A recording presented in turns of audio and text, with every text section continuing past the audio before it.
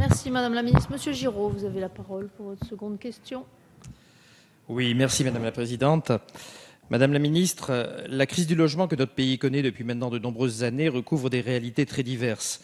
Au-delà du besoin bien réel de construire des logements neufs dans nos territoires, sujet pour lequel je sais que vous êtes très mobilisés et pour lequel nous avons voté des mesures fiscales et budgétaires importantes, il est un autre enjeu sur lequel je souhaite attirer votre attention. Il s'agit de répondre aux besoins importants de nos concitoyens propriétaires, les plus modestes d'entre eux, pour la rénovation de leurs logements anciens et dégradés. C'est une problématique qui touche très durement les villes petites et moyennes de nos territoires. On estime ainsi aujourd'hui à près de 500 000 le nombre de logements très dégradés qui nécessiteraient par conséquent une aide des pouvoirs publics pour pouvoir être réhabilités.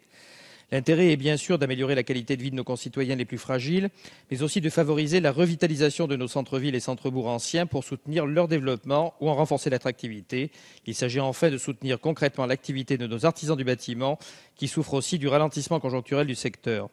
C'est l'une des missions principales de l'Agence nationale de l'habitat, l'ANAH, d'agir pour l'amélioration du logement des ménages les plus modestes en proposant un accompagnement et des aides financières aux propriétaires occupants ou bailleurs qui engagent des travaux importants de réhabilitation de leur logement pour des conditions de vie plus dignes.